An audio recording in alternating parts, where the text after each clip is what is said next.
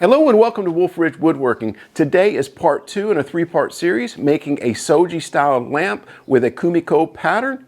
If you haven't seen the first one, go ahead and watch that. If you've already got the jigs, stick around. Today's going to be some interesting time and some fun time. Let's get started. Okay, so to get started, I broke out the Moxon vise. If you haven't seen that video and you're interested in making one, I'll put a card somewhere up here for you to go check that out. But I've got that mounted to the workbench here. I've got my flattening jig here for the Kumiko. I was doing some playing around with that. So this is what we're going to be going for, is each side of the Shoji lamp is going to have this pattern. I didn't put the rest of the infill. I just wanted to get the measurements. So what it is going to wind up being is 5 1/4 wide, and it's going to be 10 1/2 inches tall. And it's going to have 2 of the, I think it's called Asa-No-Ha pattern, and it's going to be one on the bottom, one on the top, and then separated by 3 lines. So what we need to do is go break down some lumber, and then we can get started to cut in the Kumiko strips.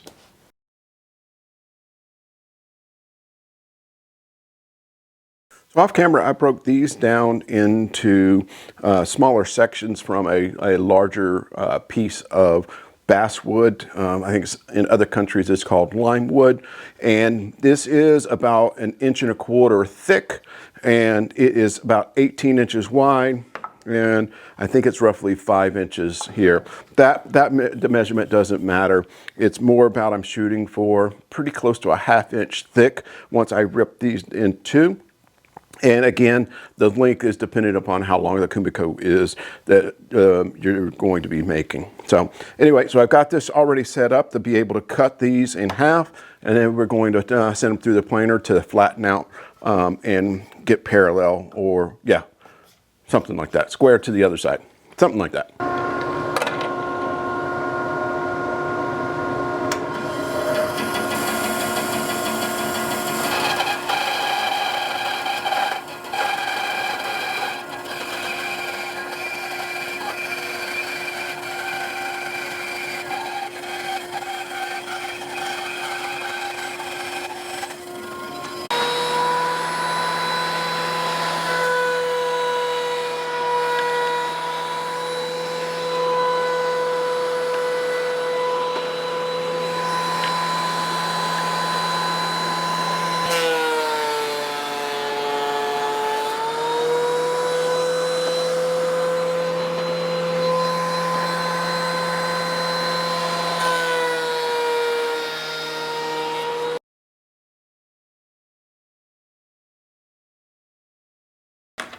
So I've got this thin ripping jig here that I'm going to use to make the 1/8 inch Kumiko strips.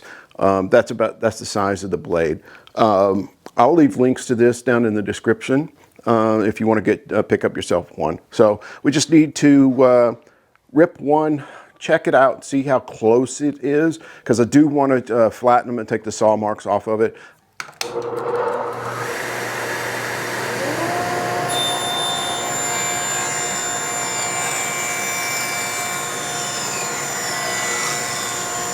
All right, so that was perfect. So now I'm just going to line it up to that roller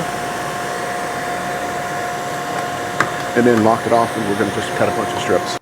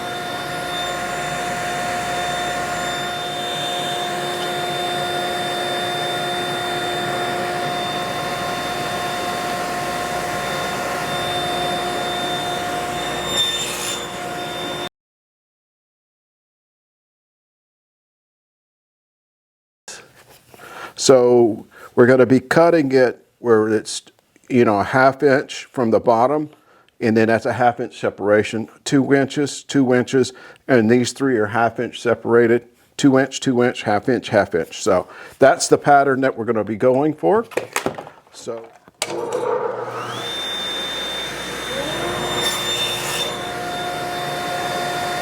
that's the first 1/2 inch, and then the second 1/2 inch.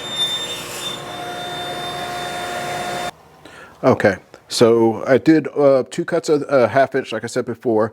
So now I'm just going to move this key over, and remember these are all 1/2 inch slots. So that's 1 inch, that's 2 inches. So right there, and then I'm going to cut 2 on each one of these, and then I'll move the key back to a 1/2 inch and do the 3 in the middle.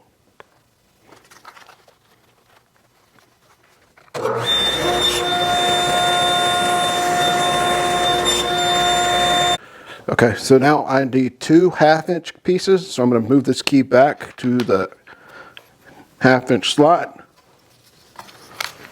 and then I'm going to make 2 passes, and this is going to be the middle.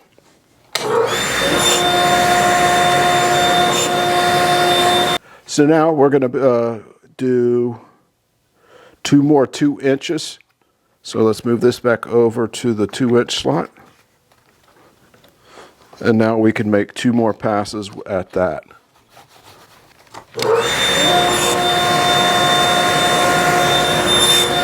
All right, and then our last cut, yeah, I think, just double check.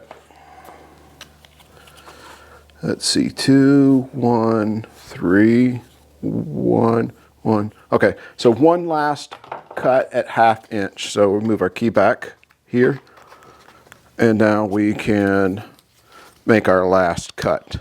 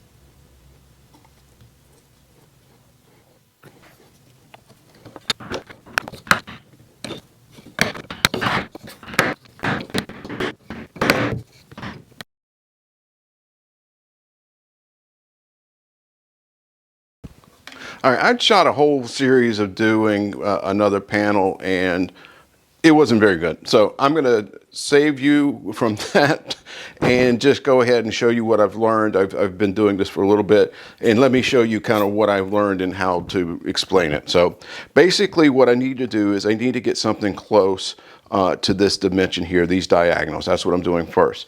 And that gives me pretty much almost 69, 68 millimeters. Now what I need to do is I need to go and cut, and I'm going to cut 1.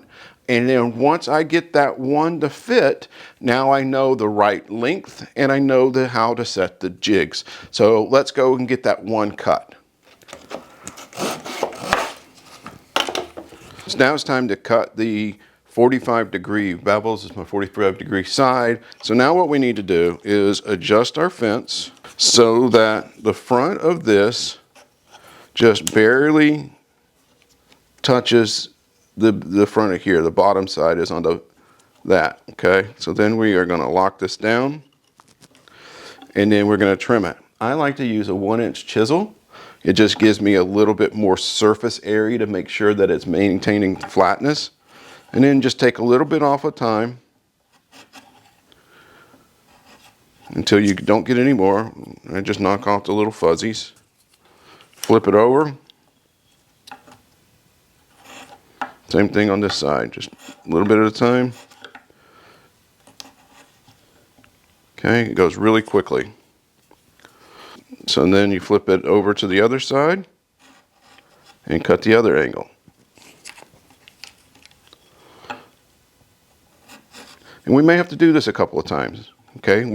This needs to be a really good friction fit, and what we don't want it to be is too big, okay? So I think you guys can see. All right, and I got lucky. That was right on, okay? So now we know that this is set up correctly. So it's going to give us a perfect biter here every single time. So now what we can do, and I'll do this off camera, I'm gonna go out and batch a bunch of these out, and then I'll be back. All right, so this is our 67.5 degree. That's what's in this corner. So again, just going to do the same thing as before. Just gonna line it up to where it just barely touches that. A little over, that's okay. Okay, and then same thing, just take small passes until it doesn't take any more off. Flip it.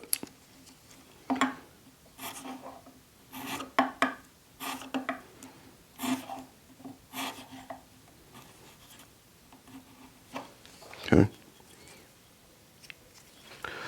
And then what you also want to do is double check to make sure that you're getting even on both sides. If you're not, and say it's off-sided, then that means that either that this is probably not flat or you're raising it up. So if it's cutting like this, you're going to take more off on this side than that side. So just make sure that you check it and make sure that you've got the same, how am I trying to say it? So that it's even. I'll just leave it at that. Okay, so now we need to switch over to this other jig, the 22.5, and we're going to cut the other side. All right, so now I've got my 22.5 set up in here, and now what I'm going to do is I'm going to set it up to where it's on the edge, and then I'm going to cut. Okay, just on one side, just for right now, one side, okay?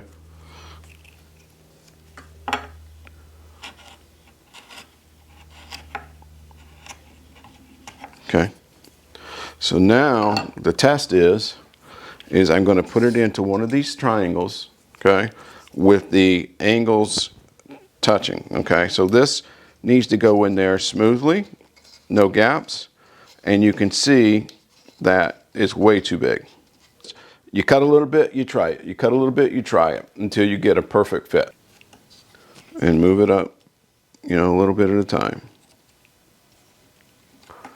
Okay, so we're going to go with that.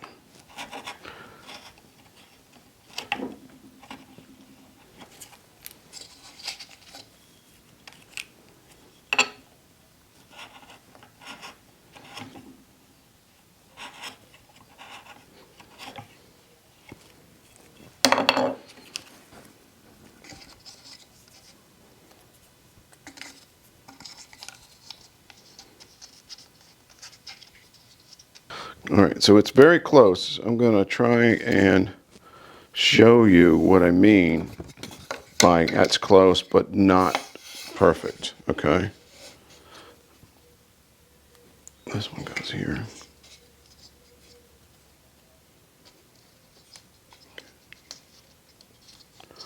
Okay, you see? So a little bit of a gap there, and there's a little bit of a gap on either end here. So we're talking just a fraction that it needs to come off. So let me do that and I'll be right back and we'll show you.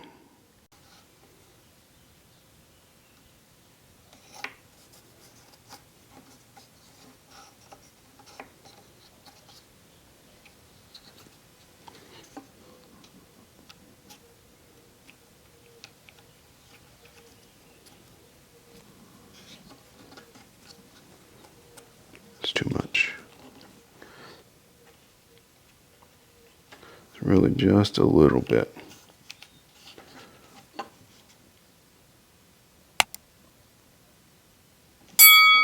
Maybe that much.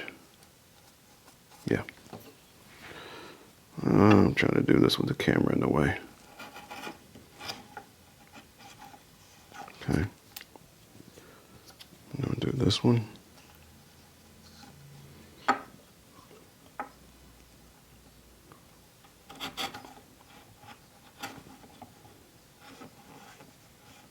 Okay.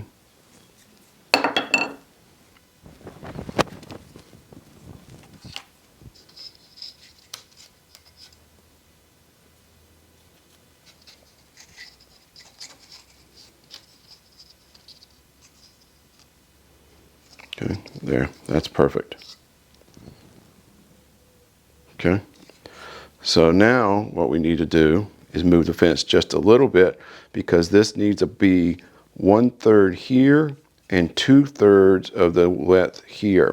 So we just move the fence just a little bit. And what that does is it creates a 22 and a half degree on either side, which 45 and then 45.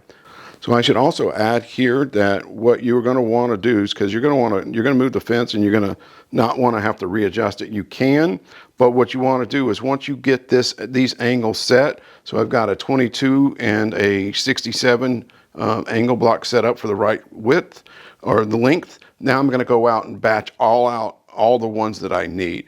So I've already done that off of camera, and now what we're going to do is we're going to move on to this little 45 degree piece here, after we cut the 1/3, 2/3, I should say. So now we know that that is flat, and we're going to move it ever so slightly, like that. Okay, and that's just enough to give it that 1/3, 2/3.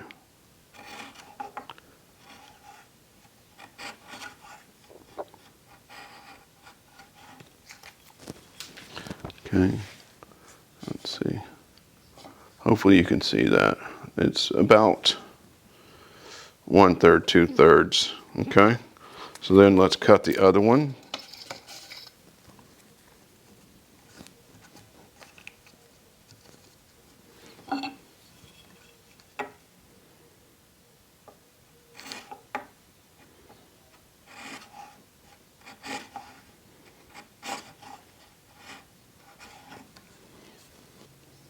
Okay, and the 1/3 side points to the inside here.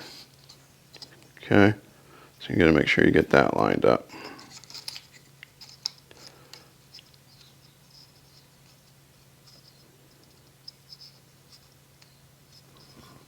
And the beauty of the pattern is once this corner piece is in here, this 45, it actually holds that tight. Okay, so now that I got that lined up, again, I'm going to take my little ruler and I'm going to go corner to corner here. And that's about 17 millimeters. So I'll probably go like to 18 or 19. That way I get a little bit extra to play with to make sure that it's going to be good. So now we're going to go and I'll go cut those off camera, and then I'll be back where we are adjusting the 45 degree jig to make this single little piece here. Tiny piece. Okay, be careful with your fingers here.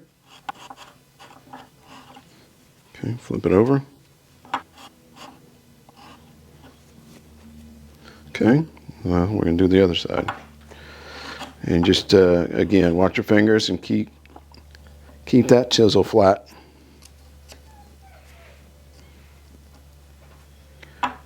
So we just cut off a little bit at a time, and then we'll try it. And then we may have to readjust the fence. Okay, let's see how we did. Okay.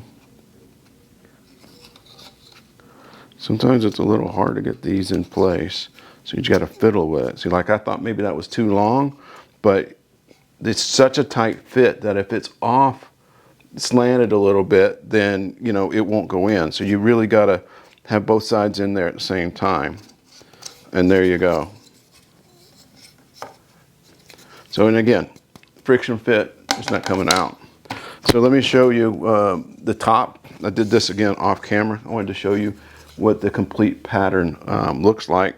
So this is the top, and then here's a complete side.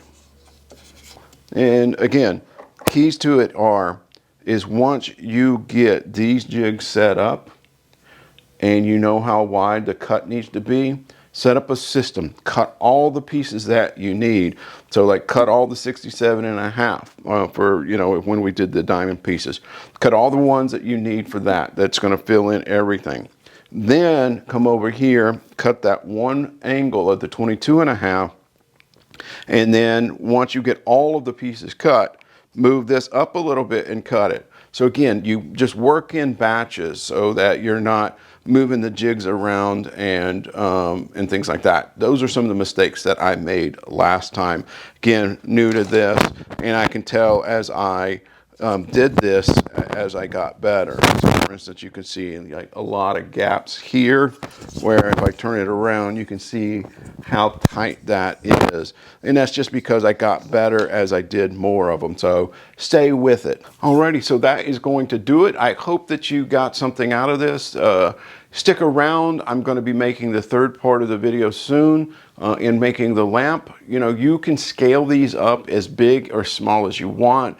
A lot of people make room dividers, you know, those folding panel room dividers. You can do that out of this. This is just one pattern. There are tons of patterns.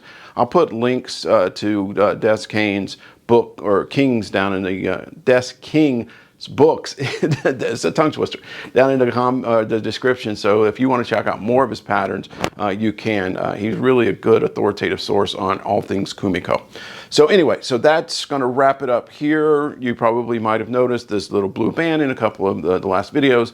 I'm having surgery later today, having my back worked on. No big deal. Everything's going to be okay.